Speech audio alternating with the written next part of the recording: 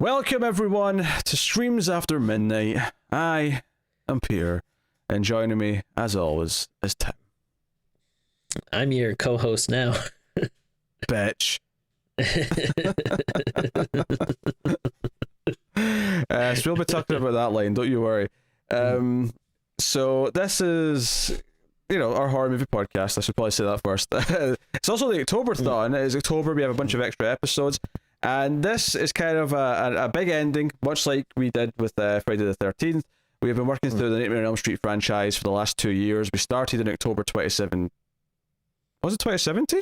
Oh, 3 years. It's been 3. Oh, wow. Yeah, I guess it has been.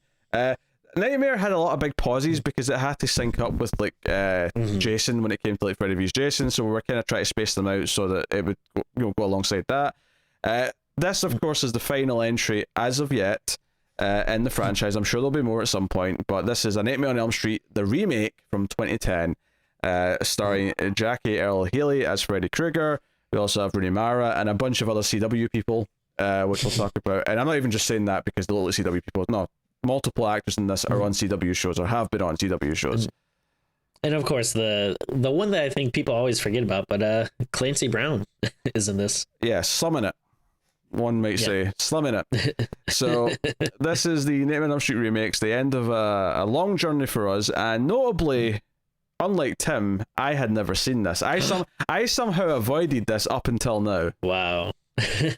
And I'm glad I did. I'm glad because when it came out, I didn't want to go see it because it looked like shit. Like I almost did at one point, and I said, you know what, I don't really want to see it. I know I'll see it eventually for completion's sake, but I don't. And I'm glad that I never get around to it because it meant that this wasn't a second time. It meant that I didn't have to watch it a second time. Unlike you sad son of a bitch. Oh man.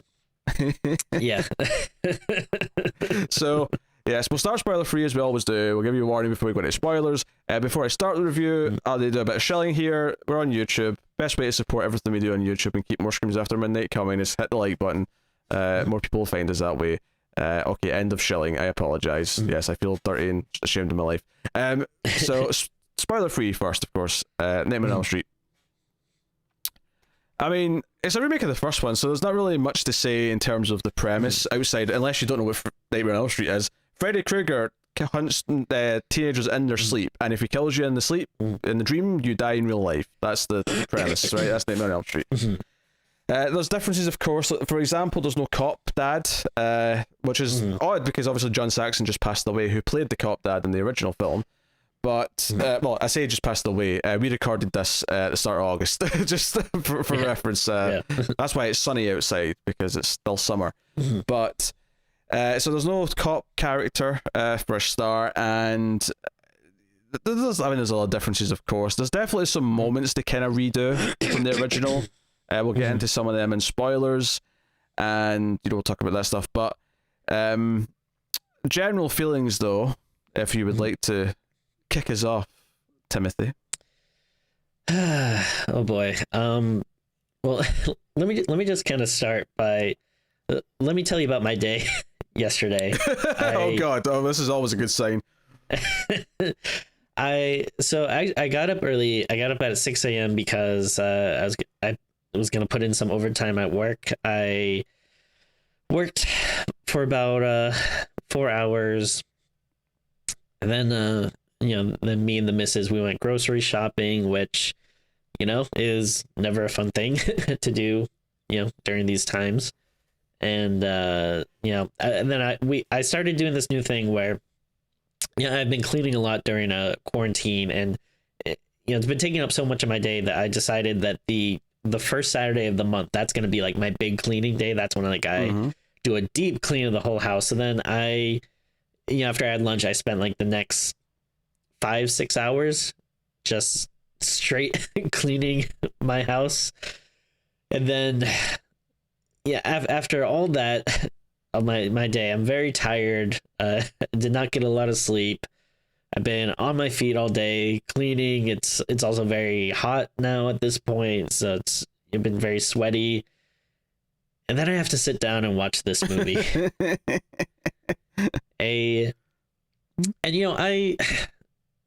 You may not know this about me, but I like to watch bad movies sometimes. And I know that's kind of surprising. Oh yeah, I'm shocked. I'm shocked. I've never considered that for a second. Timothy the Goatman enjoys bad movies.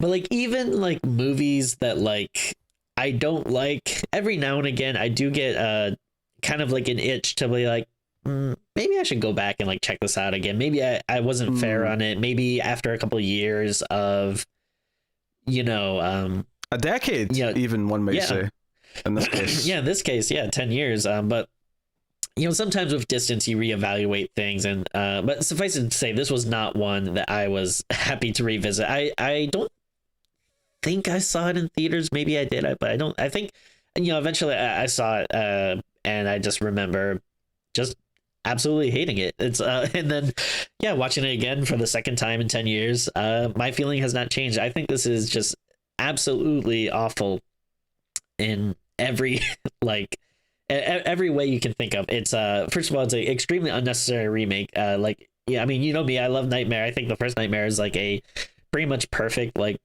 amazing horror film, and it's completely unnecessary to remake it. But they just take every ounce of charm out of it. They, like you said, some of the scares or set pieces from the first one they try to recreate here, and it's just so abysmal. Like, they use CGI for so much of it, and it just looks absolutely tacky and horrible. The first big one, just on that subject, is the coming through the wall, above the bed, right? They do that in this, but it's all CGI and it looks like shit. Versus the original, where they built like a wall that had like a fabric, and like they actually had them push through the wall, and it looks great in that movie. It looks great. And this is no, it looks absolutely phenomenal. And then they just decided to make a shittier version, and it's 2010. It's not like this is when we just started using computers. It's like there's no reason why it should look this bad. And then the characters are all so shitty and unlikable, and like caricatures. Like, they all feel like they just took like a truck from like the CW and just got all the actors to come in and just drive to the studio. Hey, one of the actors in this is from a prestigious television show called Arrow. You may have heard of it. Oh, of course. And they're just all stupid, and it's just like such a I think I do blame Watchmen a little bit for this movie, because I feel like for some reason after that movie we all had whatever his name is, fever.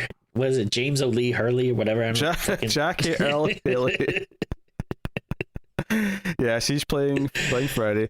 So here's my thing. I feel like when we heard that, just one thing about that, I feel like when we heard that casting, we were all kind of like, yeah, we can see him doing this, and I just think he's absolutely horrible. I hate his Freddy. Hate it. Oh yeah, his delivery is not good in this, but this is going to be a therapeutic podcast, I think, because I'm just going to. I mean, I think this is just awful. I hate so many things about it. I think we'll go into detail about all the shit. But I mean, that's enough out of me, though. I'm interested to see what you thought about it. So I watched this on stream earlier in the week. Okay. And I had a lot of technical issues at the start of it, which I won't go into. But okay. if you check out the TV news from the 2nd of August, you'll hear me complain about my technical issues for about 10 minutes on that podcast. But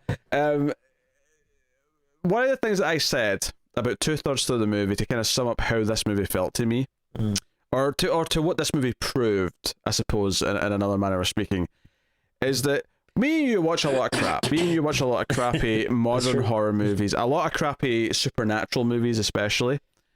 And to me, this movie is proof what the creator behind a film, a director specifically, but other elements too, but the director mainly, and what they give to a movie, and how you can take the same concept, in this case, A Nightmare on Elm Street, and you have the original directed by Wes Craven, and you have this film, and I'll go through as we go through this, comparing what's better about the original versus this. But this film to me is let's forget the original didn't exist, right? The fact that this is a remake, obviously it's relevant because we're going to compare it, we're going to talk about how it ruins certain things and so on and so on. But let's say the original didn't exist, this was an original movie, this was on its own.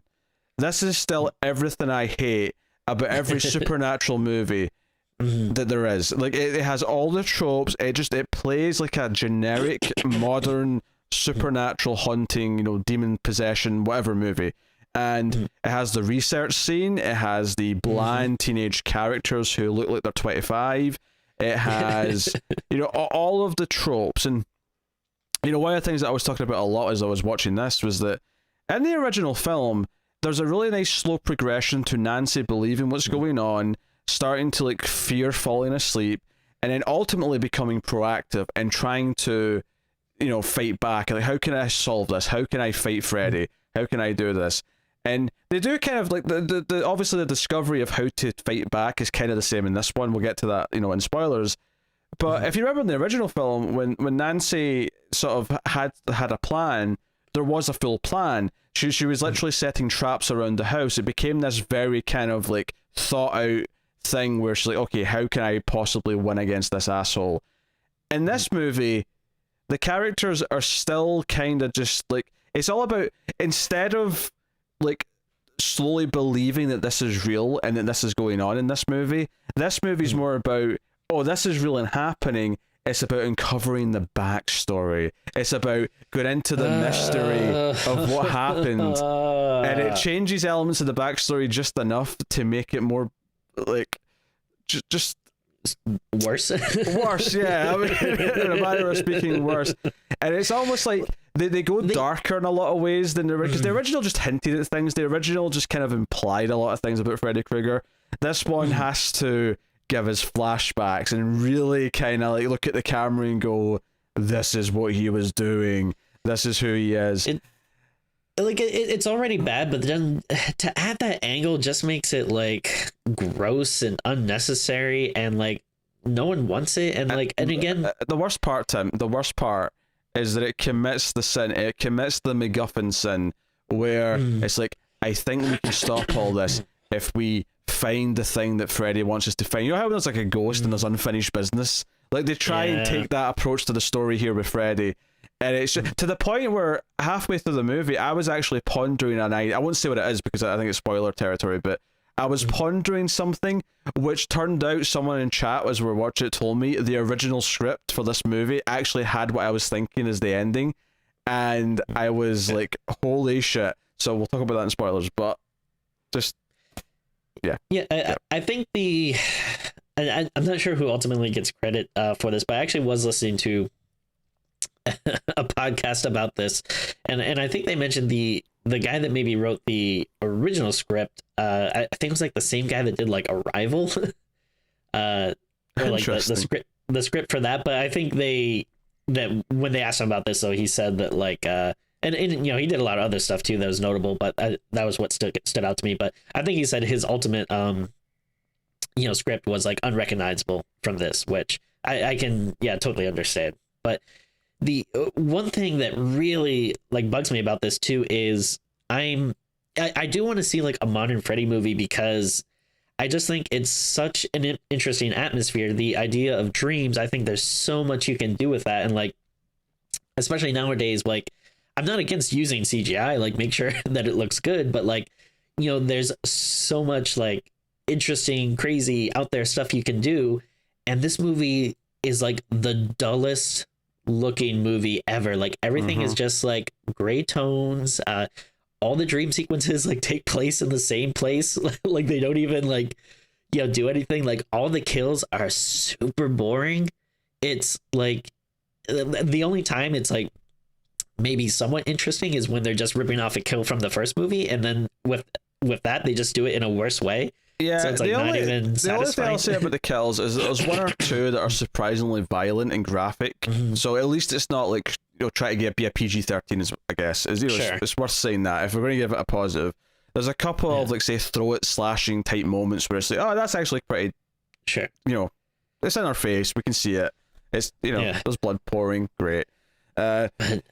It's so bad though. It's like, and even the the Texas and Friday remakes, like I'm not crazy about those, and I think even when we like did them like for the podcast, I think at the time a lot of people like them. I don't think they've aged super well, but they're still like fine, whatever. Like this to me is just so like egregious. Like it's just so bad. Yeah. And it's also like when you're doing the yeah, like you're specific. It's not like you're doing a modern Freddy. Like honestly, I think I would have been more okay if they're like, let's just make a modern Nightmare movie. We'll have Robert Englund can't really do it anymore, so we'll have a new actor, like blah blah blah, whatever. But like the fact that there's remaking this first one and it's like still treating stuff like mysteries when it's like we know Freddy, he's like one of the most iconic like horror villains out there. Like we know his deal. It's super tedious. I mean, if there's going to be a completely big different spin on it, then maybe like you can spend time with the mystery, but ultimately it's just tedious to sit through. The pacing of like the way it goes through certain things is both equally slow and terribly fast at the same time.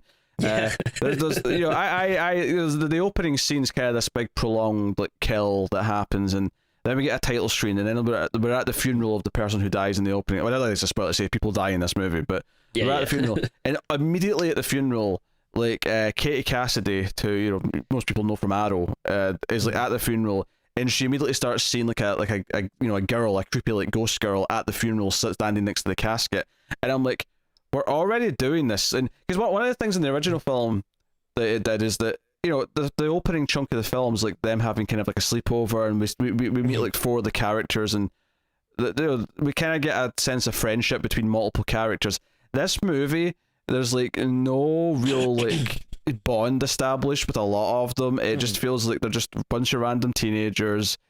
It's the performances aren't that great. Rooney Mara, who's Nancy in this, she is no Heather Langenkamp, and honestly, I think she's terrible in this. Yeah, like, she is. I don't know. I don't like her that much in general. Anyway, I like she's in A Ghost Story, which I think is a really good movie, but she's I don't necessarily love it because of her though. She's kind of like she works fine for what she's doing in it, but I've never been a fan of Rooney Mara, and here she is particularly just wooden beyond belief. Yeah, the I don't know, the only other thing I can really think of that I know her from is Dragon Tattoo, which I think she's good in, but I don't know, like, does she just suck though? Because like she's horrible in this. I think it's like but even really bad. Dragon Tattoo though, she's not as good as Numi Rapace. To say her name properly. I just learned how to say her name properly recently, but she was in the original Dragon Tattoo movies, and she was much better in that role. So Rooney Mara, I'm just not into it. And then you sent me a link to an article yesterday where she admits that she was actively trying to sabotage her performance because she didn't want the role, but she got it anyway, which is like frustrating in so many levels. Oh yeah, no, it's totally annoying because it is such a like the whole quote just really sounds like you're just it's like, oh, like I didn't want to do it, but I was like, whatever, I'll do the audition. And then like I totally knew I got it when I left, and I was like, so like there's so many people that would kill to be in like any horrible movie. It's like, shut up. Like it just feel like such a slap in the face. Also, I think she's like comes from like a super rich family, so screw her. Like like she I mean, I'm sorry, like I think she like sounds like a spoiled like brat, like talking about that stuff. Like I don't know, it's so annoying. I can't really argue that much. And like even if you like, if you know the movie's bad though, like wouldn't you at least maybe try to do your best? But like, all right, well maybe I can bring something to this character to make it more interesting, and maybe try to uplift the movie instead of just be like, whatever, I'm so over this. And then like and not even her performance, but like her character is so like the stereotypical like artsy girl.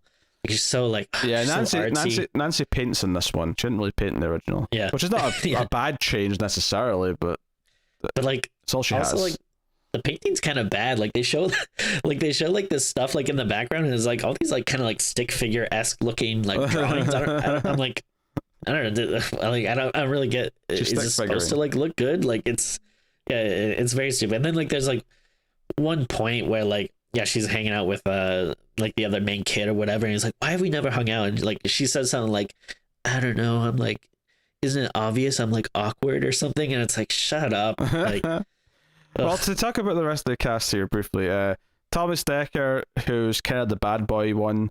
I mean, he's not really a bad boy in this per se, but he, his character in the original was the bad boy. He was John Connor in the Terminator TV show from around this time period. That was on Fox. The main guy who's kind of with Nancy, Quentin, I guess the Johnny Depp. parallel. I guess. He was on Smallville. He was the speedster on that. Yeah. Oh, okay. He was he's one of those faces where like I couldn't tell you who this guy is, but I know I've seen him in a bunch of stuff. Like I guess he was in Veronica Mars, which I think is where I most recognize him from, but then like he was in like I feel like a bunch of other horror movies all around this time. I know Jennifer's Body he was in, and then, like, yeah, he was, yeah, a couple of other ones. Yeah, he was in Red State. He was in anything else? It's like A Haunting in Connecticut, that one, I think. Maybe, I don't know. But I guess he kind of fits here because he always looks like he's tired. Like he always looks like he's fighting with his eyelids. Yeah. So that's basically your main cast. We got Clancy Brown. We also got Connie Britton as the mum.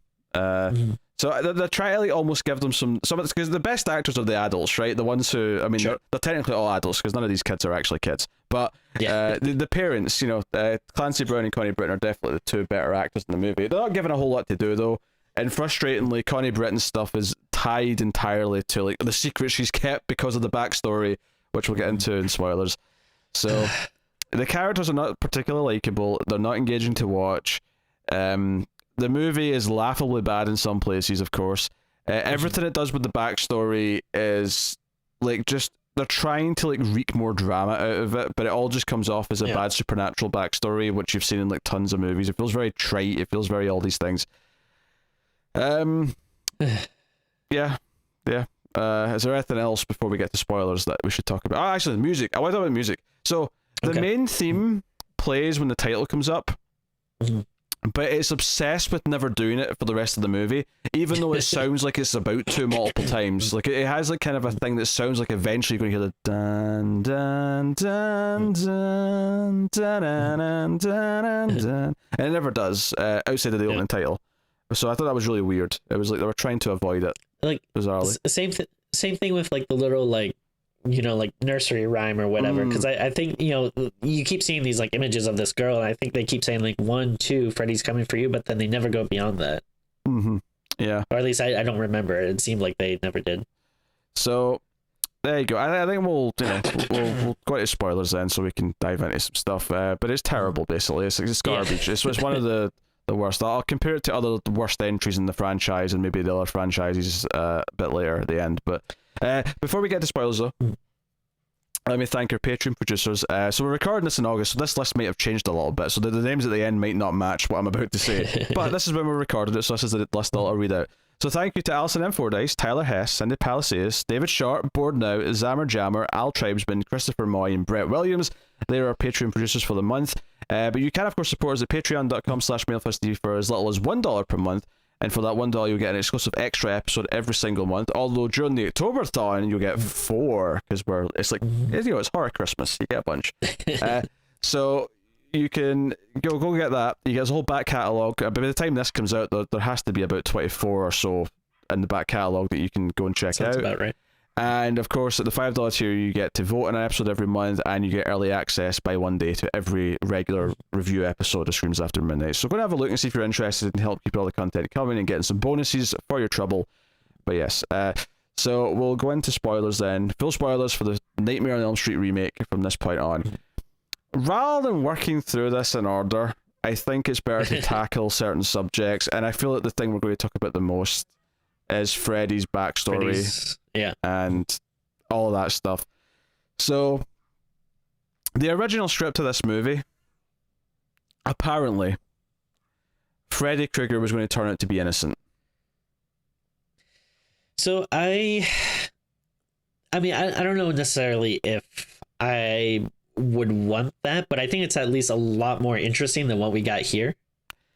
Well, there was a moment in the middle of the film where the kids are almost kind of sticking up because when they find out, because there's a whole sequence where Quentin, the male lead, when he falls asleep in the water, which I don't know how that works, but he falls asleep in the water. Like, well, the kids are falling asleep like everywhere in here. Like, I know. The only time they never fall asleep, it seems like, is like in bed. Like everything is either in class or at a coffee shop or at a diner. Well, I can buy falling asleep in class because I definitely did that, but sure. But like swimming In a swimming pool? Yeah, that's weird. I don't know how tired you have to be. Well, I think that's one of the problems that I was mentioning as I was watching it, is that I think it's really vague and unclear when they started not going to sleep. Like, it's really wishy-washy with the details there.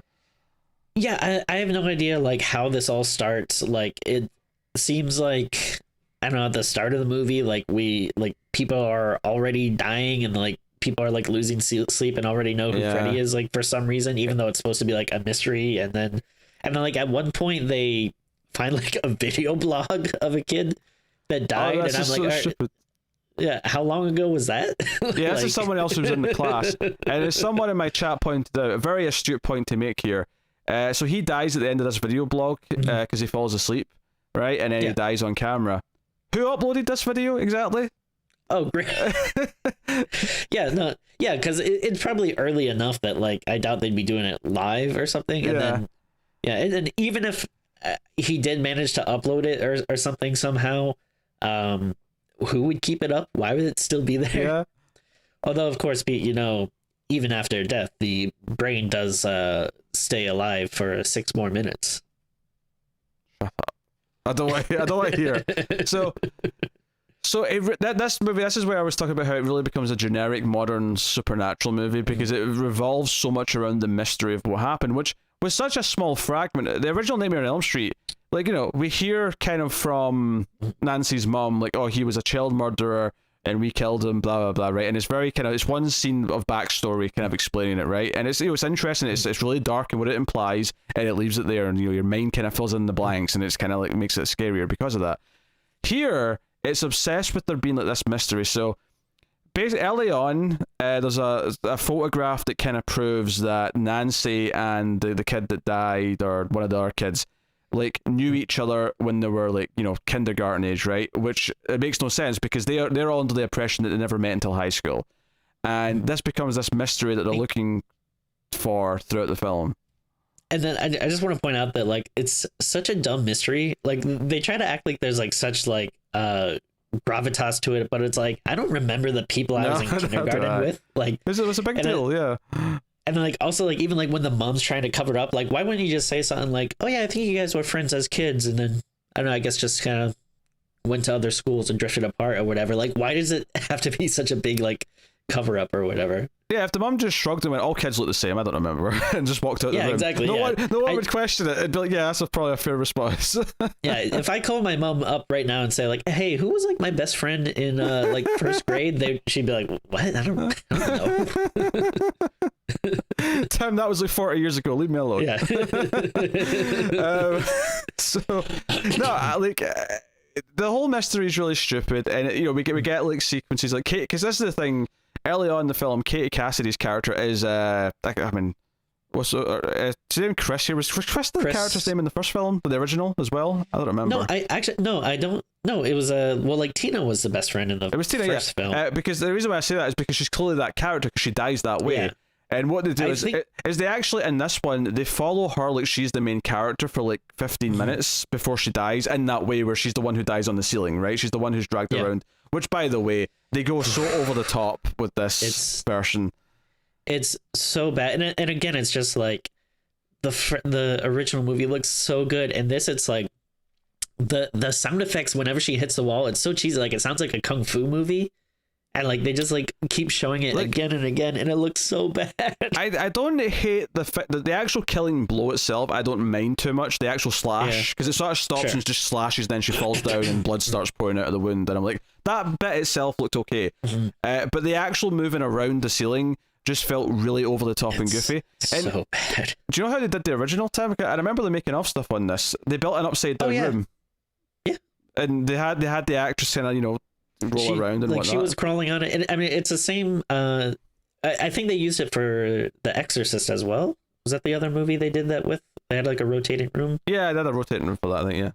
Yeah, and then, but I mean, it's like I mean, I'm sure it's expensive to do, but, like, you know, that's a really cool trick, and, like, it, you know, gives for, like, a really creepy visual. It's not like Nightmare on Elm Street, the original, was a big budget movie. It was just, you know, yeah, that's true. You know, they thought that was worth spending some of their budget on, and they did, and it looked great.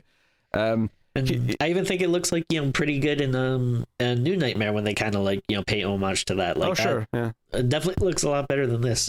Yeah, it looked really, really bad. So they kind of treat her like the main character for a little bit. So that's kind of a twist on the structure of the first movie. But going back to what you were saying though, I think Nancy is the only like actual like named character. I think like everyone else is a different. Yeah, like I think no one else is really like the same name as people from the original, except for Freddy, of course. Yeah, obviously. So they start looking at photos, and eventually, they're looking into this, and like. Sorry to keep interrupting, but actually, one scene that I think is pretty funny is I think it's Chris is like, or I forget if it's her or Nancy, but one of them is in the attic and like looking through stuff, and they just find like a little dress with slashes through it. Yeah. Like, Chris, why would you save that? Like, well, that's the thing. It's a dream. She wakes up, so it's not really there technically. So I have to give them a pass on that, I suppose. Okay, that's fair. Yeah, because they do the whole dream within a dream thing where she wakes up and then she's like, "Oh, the nightmare's over," and then she lies back down and it's still a dream. And I apologize if I forget. It's just the dreams are so boring. They're kind of like indistinguishable from what's actually happening. They really are. But the one where, because before that she has like a dream in class, because instead of Nancy falling asleep in class, even because it still does that moment where Nancy sees her being dragged down the hall in the bag. It does that moment in the hall, but it's much later in the film and it's in a different context. It's actually Chris who has the fall asleep in the class moment. And the second her eyes close and she opens it, there's like a jump cut where the room turns into like a post-apocalyptic version of the room. Yeah. Which was a bit over the top, but whatever. Anyway, I was getting to this mystery. What really made me laugh about that scene though is like, so like she wakes up screaming, she's like, and the teacher's just like, "Are you okay?" And then just like completely, like if you were a teacher, wouldn't you be like, "Holy shit! Like this kid is screaming in class. Like go see like the counselor or the nurse or something's obviously wrong." The teacher's just like, "Is everything all right, miss?" She's like screaming for her Calm life. down Jesus. now. What are you doing? Yeah. Like everyone just like goes back to like looking at their books. Like if that was like school, like everyone would be like, "Hey, like what's going on? Are you okay?" Yeah. So, but yeah, back to this mystery. Eventually, like, there's a bit of research in the library where they're trying to they find this class photo or whatever, or they find some evidence of this preschool. And then eventually there's like a hidden drawer, like Nancy's mum has like a hidden compartment with like a file with like a school photo and like a bunch of stuff in it. And they're looking at it and the mum says like, "Why are you doing looking at that?" It's like, "You lied to us, mum. You lied to us. We all went to the same school and you lied about something." And this is where she kind of like opens up and says, "Okay." And this is where in flashbacks, we see flashbacks as she's telling the story. She's like, "There was a man named Fred Krueger." And he's basically works at the preschool, and we see him like taking photos, and he's like the happy preschool teacher who's like seems to love working with kids, Now, this I thought was very stupid. They say not only does he live at the or not only does he work at the preschool, but they say he also lives there, like in the basement, which you shouldn't do that. I don't think you can like legally live in the school. There's probably some truth to that. Yeah, probably some truth to that. But like, no, we see these creepy things where he's like, he's swinging kids around, and they're really playing up the whole he's a pedophile. Which, you know what? Fine, you want to address that more. I'm not necessarily even against that, but it doesn't in such a cheesy, again, kind of generic. Like it's a supernatural movie with the dark backstory, so we're going to have this dreamlike quality of the image as the mother explains the thing. But they started having injuries and like slashes in your backs, and Nancy, you were his favorite. But the first time, why would you tell your daughter that? Yeah, the first time Nancy actually sees Freddy in like a dream, at least I think it's the first time she sees him, and he comes up to her and says, "Oh, you've not changed a bit," and he holds her hand, and I think this is where he licks her face. And I'm like, oh, they're really going all out with this like creepy pedophile stuff where he's still like in love with her. Yeah, it's like the original movie didn't need that.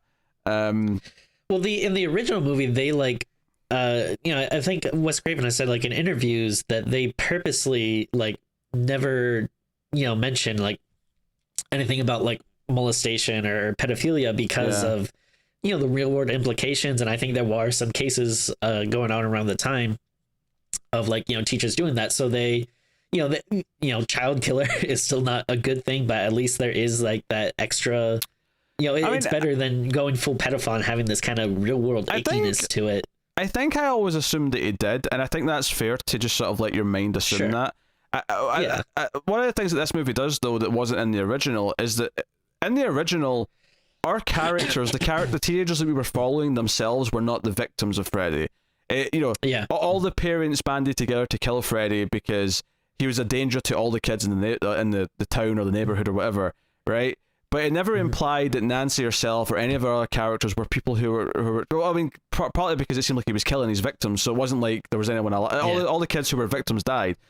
Whereas this movie does this thing where no, Nancy was the victim, and like he's obsessed with Nancy, he's obsessed with these characters, and so that's the first big bit of the explanation. And the most funny though is that we then have the falling asleep in the swimming pool scene, and that's when the nightmare he has is basically just the flashback of what happened to Freddy, which is he was on the run from the parents who chase him down.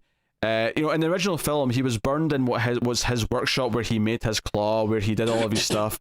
In this film, he runs into a random abandoned building, and that's where he's set on fire, and he burns. And it does that. It almost does this like weird dark Superman moment where, as he's burning, he rips off his jacket and he's wearing the red and green sweater. Right? It's like a reveal. Like that's what he was wearing when he died. That's why he's got it. He's not wearing a hat though. Just FYI. Like, where's the hat coming from exactly? No one knows. It's so stupid. I mean, there could be an interesting angle there. Like, if you want to do something like where he was innocent, or maybe it could be interesting if he's like pretending to be innocent, and like maybe he's appearing in these dreams, but he's not killing the kids. He's trying to get them to like get revenge for him and say like, "Hey, I'm not a bad guy. Like, but your parents are bad. Like, look at what they did to me." And like, I think something like that. I don't know. Well, the kids do think that the reason why he's tormenting them is because he's a victim. That Freddy's getting revenge for what the parents did to them, but they assume that he was innocent because Quentin like confronts his dad, Clancy Brown's character. He's like, "Hey, you burned Freddy alive," and he sort of confronts him like he was in the wrong. That you did a bad thing. This is awful what you did to this person, and you didn't have proof. You didn't have proof that he was actually doing this. And of course, by the end, it's like like he's not mad at us because of what he was accused of. He was mad because we told the truth and he actually was doing this. And it goes down this path of like, we have to find this hidden room in the nursery where he worked or where he did stuff because that's the key to ending all of this, and that becomes their goal. So all of the movie, like for at least most of the movie, revolves around MacGuffins. Your generic supernatural, we have to get to the ghost item or place MacGuffin, which just makes it feel so much more generic than the original film. And like I say, part of what I love about Nightmare on Elm Street, and even more so Dream Warriors, in fact, is the proactive nature of the characters. I love that Nancy makes traps. I love that she thinks out a plan. I love the pacing of her figuring things out. One of the times that I rolled my eyes in this movie quite a bit is that when Chrissy's boyfriend comes over, right? We kind of skipped over her boyfriend thing, because the boyfriend, if you remember in the original, it was the guy who was arrested for being a suspect in her death. Right. And that happens here in a really stupid way, because he immediately just flees the crime scene when she dies. And I'm like, this looks so suspicious, dude. Like, you running around with blood on yourself is not a good look.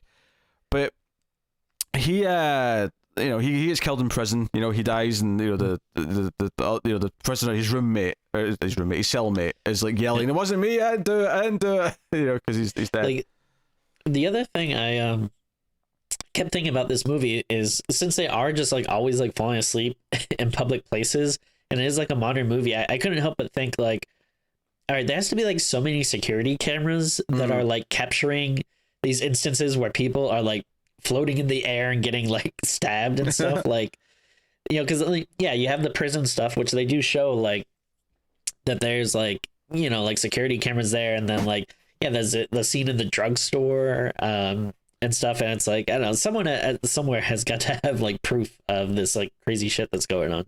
Yeah. Anyway, so the scene I was talking about though is that Chrissy's boyfriend comes over and she's basically describing her dreams, and she's like, "Oh, I keep seeing this burned man and he's chasing me and he keeps trying to attack me with," and then the boyfriend says, "a glove with knives." And it's like, "Oh my god," and they both sort of like cry and hug as they realize they're having dreams about the same person. And all I could think about is that in the original movie, like how sort of slow that realization was, that we're having nightmares about the same person, and that's kind of weird. What does that mean? But here it's in the first 15 minutes, and there's like tears coming out their eyes as they realize it.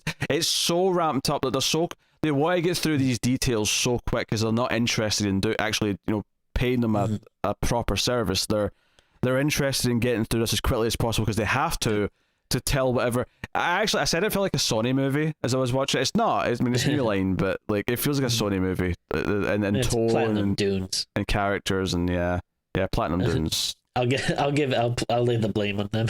Yeah, true. But no, I think you brought up a good point earlier where you said it feels like so rushed, but then at the same time like so like slow. Like yeah. Yes, like some aspect they just like go right past, but then there's other stuff that they dwell on so much, and it's just like I don't care about this. Get away from this. Yeah, I had that thing where I looked at the time at one point, and we were like maybe like 70 minutes into it, so there's like 25 minutes left, and I'm like, wait a minute, that doesn't feel like we're getting to the third act. This feels like we're still setting stuff up. Like this feels like we're just not at the right place in the plot for this point. So it has that kind of off-putting vibe to it for like so long. But the mystery again is that they have to get to the school. Quentin takes like medication for something, but it helps him stay awake. He wants a refill. The pharmacist won't give him it because he only has so many refills before he has to get prescribed again. And this is when Nancy in the car is falling asleep, and she tries to stay awake by burning herself with the car lighter. But she falls asleep. And Freddy's like chasing after her, and instead of like grabbing the hat like the original film, she like rips off a part of his sweater, and she has that in her hand when she wakes up in the store, and it's like, hey, but this is the thing, she doesn't like immediately say, oh, we can use this or we can pull him through in the real world. It's just something that is there for later when she has the idea to like try and grab him and like so they can kill him or whatever.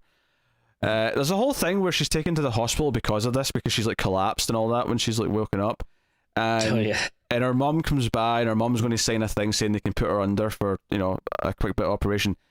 Quentin has to essentially break her out, but he steals some syringes that have got adrenaline in them, adrenaline shots, which she's very she doesn't really want to take, but again it's a plot device because it's about to come up later, because Freddy's whole plan with her is that she was going to stay up so long to avoid falling asleep that when she did eventually fall asleep, she was going to go into a coma and never wake up again.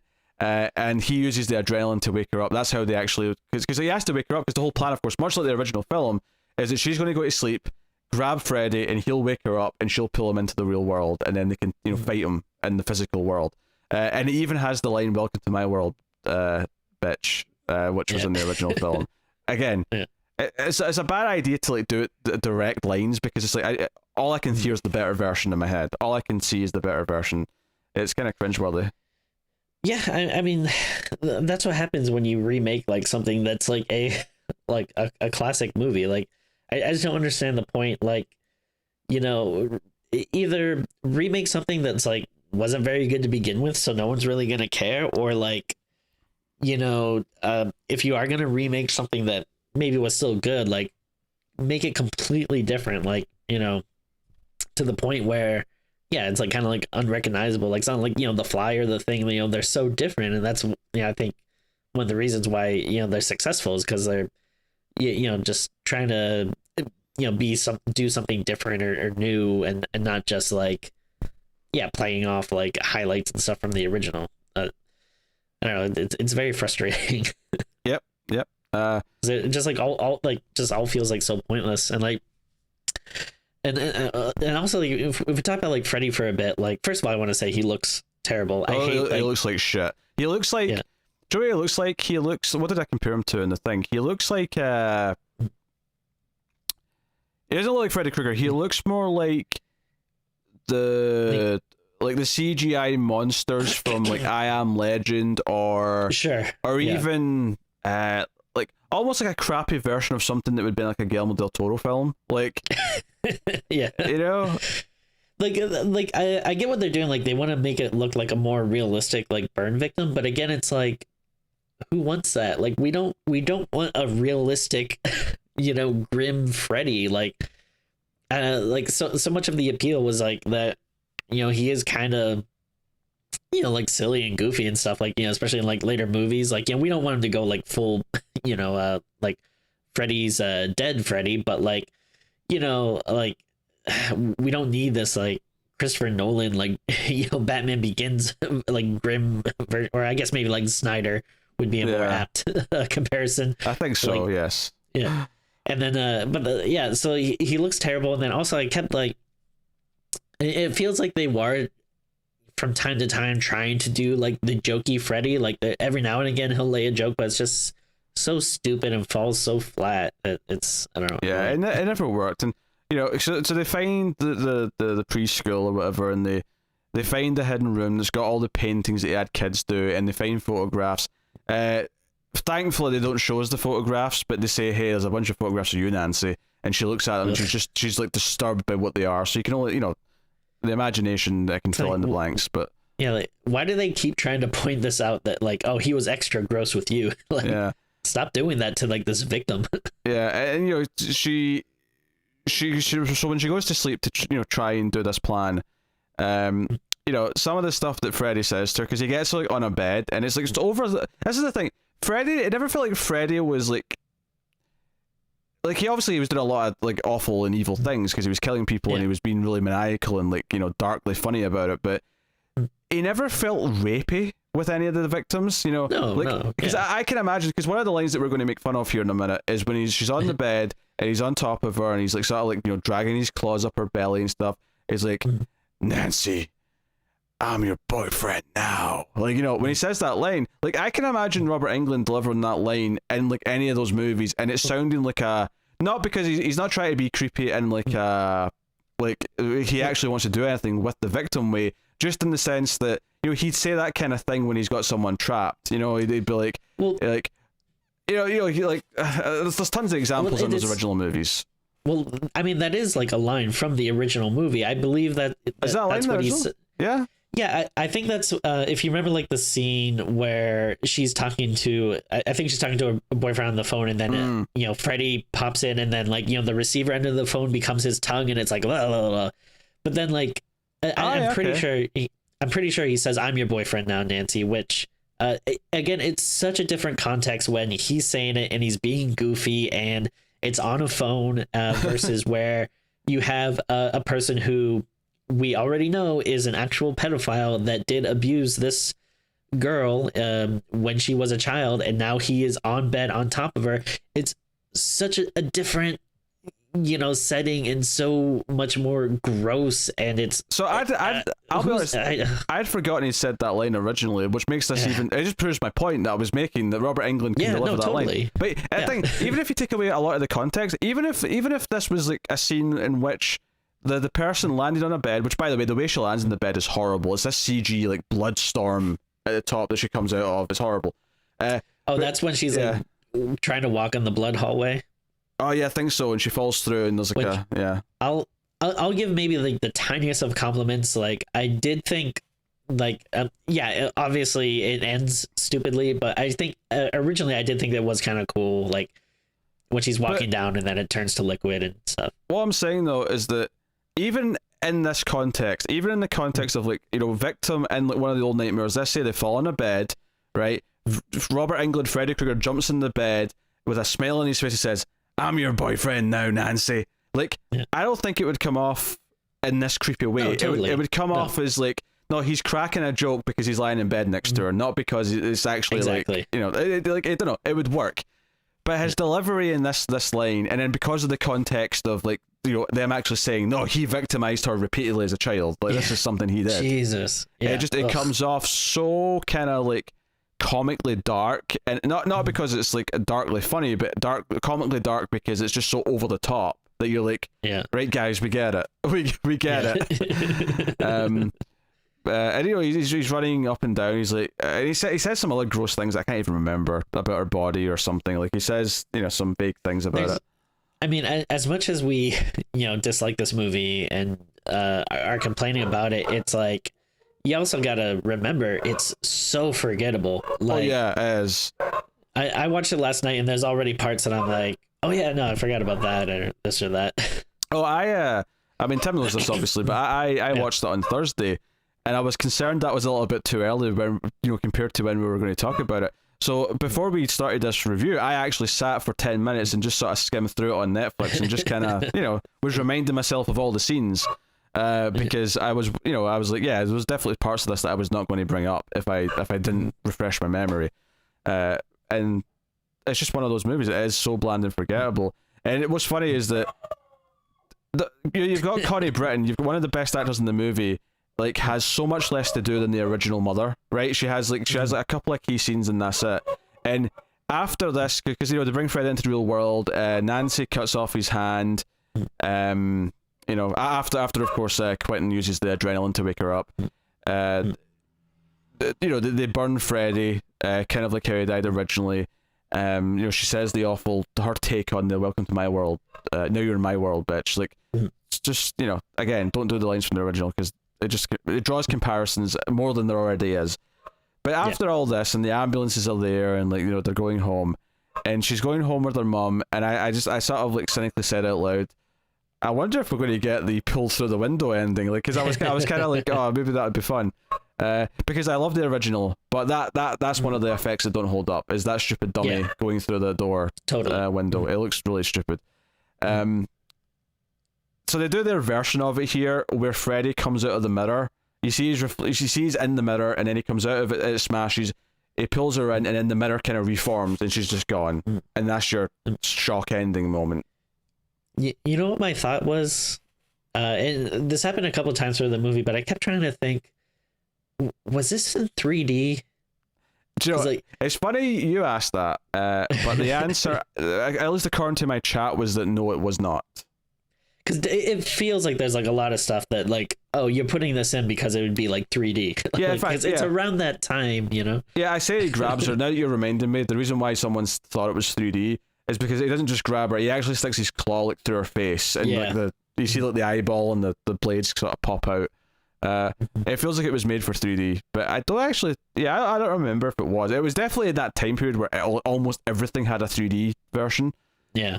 But according to my chat, it was not.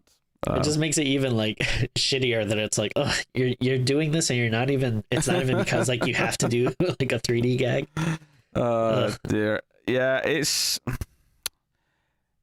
there's very little nice things to say about this. Like, as I was watching it, I was just sort of thinking, like, this is, it's like, someone said as I was watching it, like, what's worse, this or Jason Goes to Hell?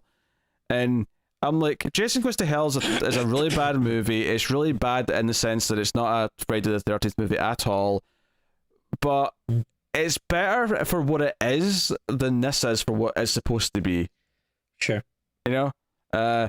So I think this is worse than Jason Goes to Hell. I think it's worse than Freddy's Dead, which is the worst Nightmare on Elm Street movie up until this point. Without a doubt. Yeah. I think this is easily the worst. I think Friday the 13th remake.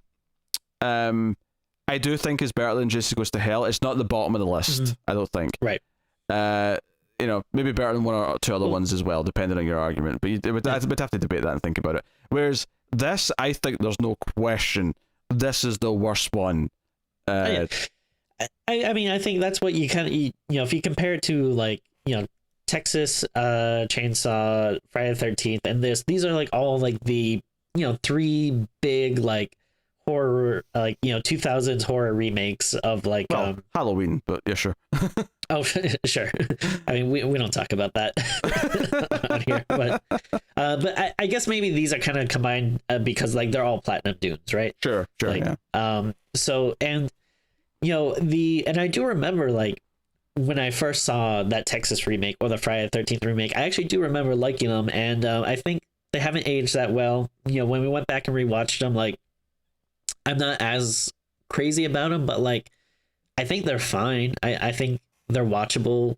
I know there are people that like them that I'm like, yeah, sure, whatever. This is just like the bottom of the barrel. I don't think there's like anything like justifiable about it. If someone told me that they liked this, especially if they liked it better than any other Freddy movie, I would question their sanity. It's just so bland, and I think, and again, there's so much stuff about it that's like not just bad, but like it feels insulting to the franchise, to Wes Craven, to the original movie. When you're trying to redo this stuff with these bland, unlikable characters, this bad And CGI. On the unlikable characters thing, it's worth mentioning part of what makes the original Nightmare on Elm Street work so well is that Nancy is exceptionally likable. She's very proactive. She's very smart. By the time, and you feel frustrated when like she's getting like tests done on her, and her mum's like sort of denying. She's kind of gaslighting her a little bit on the subject of Freddy. Yeah. She doesn't want to talk about it, and you root for Nancy. You care about Nancy. You want her to win. You want her to outsmart Freddy. I don't give a shit about Nancy in this movie. I don't give a shit about Quentin in this movie. I don't give a shit about any of the characters in this movie. Yeah. There's no heart. There's just no heart. No, not at all. And like in a week, you're not going to remember who any of these people are. Whereas, the original Nightmare, like, you're going to remember Tina. You're going to remember, I'm bad with names, but like, Johnny Depp's character and the boyfriend character and like, all these other people from the original. Hell, you remember the, the hall pass lady in the, original movie. You remember Lin Shaye's character, like Well, to be fair, I only remember Lin Shaye because she became a much more recognizable actor later. But sure, yes. But I mean, I think it's telling that like even Robert Shaye didn't want to have a cameo in this movie. But I mean, again, the thing I keep coming back to though, and one of the reasons again why I love the whole Nightmare series is because it can in the right hands, with talented people, it can be so inventive. There's so many different things you can do, and I just find it so insulting that this movie just is okay with just having the most bland, boring scenes. And we didn't even talk about like there's like kind of like a dream vision, like a lot of times when they're having a dream, there's this kind of like blurring, like sometimes like on the like tops and bottoms of it that just looks so stupid, but like everything just kind of takes place in like the same boring furnace boiler room. Yeah, we didn't even really talk about the opening scene, which is just like some guy, another teenager who we don't even know really because he dies in the opening scene. But he's in the diner, he's struggling to stay awake. There's some him walking through a creepy diner, when he's dreaming, and he's talking to Katie Cassidy, and then he falls asleep, and it looks like he slits his own throat, but obviously Freddy's really, doing it. But it's just kind of a nothing opening. But again, totally, the way it cuts to the title really feels like it's rushing through things. Big, but it's rushing through. It's kind of, it wants to be this fast-paced, high-octane thing. Where one of the best things about the original's opening is that it's just you hear the furnace and the title's coming up, and you're hearing a bit of creepy music. It's slow. It draws you in, like horror should. Fast-paced horror does not work. At least not from the. Maybe you can build up to being fast-paced at the ending, but fast-paced at the start of a horror story does just not work. That's just not how horror functions. So, yep, it is trash. It is straight up garbage. Yes. So there you go. Nightmare on Elm Street 2010 is an absolute dire experience, and I am so happy that I will never, ever have to watch it again. So, I mean, I just hope, that in another 10 years, I'm not doing some other podcast that I like even when, one of the things that's fun about like the, franchises is kind of like accepting them even for like, the lesser entries. And, there's like a lot of stuff that I'll be like, oh, I don't like, this movie, but hey, I'm watching the whole series, so whatever. But like, this is one that I will just never, ever, ever throw on again. Well, it's so separate from the rest of them. And even if they sort of do another reboot of Nightmare on Elm Street and they have like a trilogy or even just do like another 7-8 movie series, like because this won't be connected to it because they're never getting back to this one now. It's been far too long and no one gives a shit about it.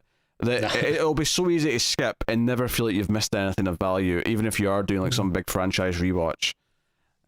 So that's it. That's Nightmare on Elm Street, the remake. It is terrible. So, Tim, what are you giving this movie out of 10? Yeah, I mean, obviously, I didn't like it. It's boring. It doesn't look good. It's not inventive. It's the characters are unlikable. There's so much that's bad about it. and then the thing that really like sets it apart for me, because there's other movies that are like, you know, bad, but we just watch it and like, whatever, I didn't like it, move on. But the thing is, this is the one of the reasons why it just makes me so angry is just because it feels like it's just shitting on you know, this other film series that I love. Like, yeah, every reference doesn't feel like a fun nod. It feels like just a shittier version. Trying to make these changes just for change's sake, going with a much grosser interpretation of the character that leads to. It feels like it just exists because someone said there should be a remake of it, not because anyone had an idea or cared about it or is passionate about it. It feels so studio produced. It's like, did they have like a button in like whatever like New Line or WB office that just like a light goes on when they're about to lose the IP like rights or whatever, and it's just like, oh, we got to make a movie, hurry. But yeah, so like sometimes you know, we'll give like something a low score, but then we'll have like all this technical stuff where it's like, all right, well, at least you know, it was watchable and blah blah blah. But this I gotta go even lower than that, so I can't go all the way down to a 1, but I'm gonna give it a 1.5 just because yeah, I mean, sure, the camera's on the characters and stuff, and you know, you can tell what's going on, but it just feels like such a shit on a legacy of films that I love, and just amongst so many other bad tropey shit that it's probably like one of my more hated movies for sure. Yeah, you think they'd learn a lesson that like almost every like one of these remakes, which, and almost not all, but almost every one of them, like, you know, Nightmare on Elm Street had 7 movies in its original series. Friday the 13th had like 10. You know, not including Freddy's Jason. If you include that, it's 11. And I guess it would be 8 for Freddy if you include that one too. But and then they remake it, and then the movie doesn't do well enough to even get one sequel. It's like, why haven't you? Have they learned by now that all these remakes just don't work? They're not successful. Well, I could be wrong, but I do think this movie made money. I don't know if it was just maybe not as much as they'd hope, because I think you know, whatever Jackie Earl guy or whatever, like I think he was signed on to do a few more movies, but I don't know if it was just not as much as they wanted or just had like bad critical reception. But I think what you get with these remakes, do you really think bad critical reception would stop them if it made money? That's true. That's fair. But I think the problem is like any of these movies, it's gonna make money because it's a no name and people are gonna see it regardless. Like I don't know, maybe it's a little different now, but like I mean, I think like, you know, you slap this name on it, it's like there's gonna be a lot of horror fans like us that are, I mean, you didn't see it at the time, but you know, there's enough people that are gonna be like, this looks bad, but I gotta see it, I've seen every one, you know. Yeah, but like, well, I mean, we're on a podcast now, so I'll definitely see new ones. Yeah, but it's such like a short-term gain though. Like you'll probably get a lot of money based on that kind of interest, but then yeah, it doesn't really equal like outstanding returns or whatever. Yeah, I don't know. For the record, at a $35 million budget, which is actually kind of high to be honest for a movie like this, and it made 115 million worldwide. So that's profitable. Maybe not as much as some people think, because you kind of have to like make more than double your budget because you have to include the marketing costs in there as well. That's true. So it is profitable, but it's not absurdly profitable, which does make me wonder like maybe why there isn't more. Even if Rooney Mara didn't want to come back, which it didn't sound like she would have ever wanted to. No. You know, it doesn't sound like it would be that hard to, you know, do just a different set of characters or something. Yeah. So, yeah, clearly it's not as much as they were hoping for. Yeah, especially, I mean, it's one thing when a movie is made for $5 million and comes out and makes $100 million, like A Happy Death Day, for example, versus, you know, this, which is, you know, $35 million for this type of movie is actually kind of, it's not a huge budget, but it's big for this type of horror movie. And I don't know if that's not including like the marketing budget and stuff, like that probably takes up so much. Yeah. Like a movie like this, I'm sure was probably like heavily marketed and all that shit. I mean, yeah, the general rule of thumb is that you should at least double the budget, and I think it probably even is more for a lower budget movie because, if you're doubling $100 million movie to be $200 million, then if the marketing on that's $200 million, if they heavily market a low budget film, then surely the marketing budget's much bigger than that's true. Whatever the budget was. But I mean, that's Hollywood economy that I'm not going to get into because I don't know the deets, as it were. Yeah. So my rating. Well, I'm happy they didn't make a sequel. Oh, as am I. Yes, I'm very glad. If Robert Englund wants to do one last go, I mean, let him do it. Oh yeah. I still want another Nightmare movie. I don't want this continuity. I don't want these creators involved in it. I think there's a lot of interesting people you can get. I would love to see Robert Englund one last time, but I don't know. I think. Well, on the upside, we might never get one last Nightmare, but we're getting one last Scream movie at least. That's true. Getting Scream 5. Which is funny because we're doing Scream 4 for the October-thon as well. We're not recorded it yet, but you may have already had that review. I don't know what order these are going to go out in. So if it's not out yet, look forward to Scream 4. That's October-thon. Yeah. So my rating though, I mean, I'm pretty much in the same ballpark. I think I'm going to go with a 2 out of 10. I hate that you're making me sound more positive than you, but I'm just being kind of strategic because, like, it does look like a professionally made movie, so that kind of gets it a 2 for the most part. But it's trash. It's absolute garbage. I don't even like. There's almost nothing in here that I want to compliment or say nice things about. It's a little vapid, soulless movie with no characters to care about. Kill sequences aren't fun. The portrayal of Freddy Krueger is just kind of painful to watch.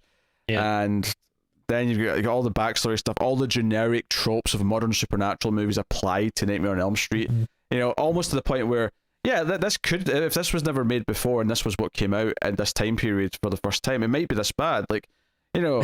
This is Bye Bye Man levels almost of bad. And but imagine though, like Bye Bye Man, if you give that concept to Wes Craven in the 80s, like maybe Bye Bye Man would have been the one that had the legacy, for example. That's interesting, yeah. Yeah, for me, this is what shows that, how you tackle the subject and how, the creative force behind it and the skill is such a factor and what makes things work. And I'm not saying you can take the script of Bye Bye Man and do it. You'd have to be Wes Craven's written version of it as well. But anyway, yeah, like 2 out of 10. I wouldn't, I wouldn't say it's the worst movie we've done on this show, but I don't know. I would probably say it would be up there, maybe top 10 for top 10. I wouldn't be surprised. Maybe top 5. Who knows? I would say definitely top 25. I'd really have to think. I mean, we did the top worst last year, October. So I'd have to go back and check what the results were and see where I'd slot it in. But well, I say results. We had our separate lists, but I think I had this pretty high on my list. Well, I hadn't seen it, but it would probably rank well on that list now. So there you go. That is Nightmare on Elm Street 2010. If you've made it this far on the review, put the word boyfriend in the comments, so we know you've made it this part of the video. So I will ask Tim to do his pose for the thumbnail. So here we go. 3, 2, 1, pose. Very good. Just Photoshop some knives on the end of those. That's the second time. I just did an ace yesterday and Tara's like, yeah, Photoshop some headphones on me. I'm like, I'm not Photoshopping things on people. You want a prop, you get a damn prop and you hold the prop. Right, so yes, that is a Nightmare on Elm Street remake. Of course, earlier on, we obviously brought up Patreon. You can support us that way. We brought up liking on YouTube. That's the easy and cheap way of supporting us. You can, of course, comment, let us know what you thought of the movie, and add to the discussion. You can get us on Twitter at StreamsMidnight, and you can ask us questions over there or get updates and that kind of thing. So please go do that. It is the October-thon, as we mentioned. There's a lot of episodes going up this month, a lot of sequels, a lot of other stuff, extra bonus episodes on Patreon, and a whole host of things. So make sure you keep up to date with all that stuff. It's all good fun. It's the horror Christmas season, as it were. And worth mentioning, I'll promote this as well, is that next month we are going to be doing a theme month. We're going to be doing vampire movies all month. It's kind of a cool down from the October-thon, so look forward to that too. But yeah, so thank you very much. And there's a good chance there'll be a streams after midnight this month. In fact, we did one last year, even though we weren't over the goal on Patreon. So I guess even if we're not over the goal come October, we'll still probably do it. But streams after midnight. Check out Twitter for time and day and all that stuff. But that is a stream that me and Tim will do together. We'll watch a movie with the audience and have some fun, make some jokes. That's what it is. True. So there you go. That has been Nightmare on Elm Street 2010. Thank you once again for watching or listening. We always appreciate it. Keep watching scary movies, guys, and we will see you next time. Bitch.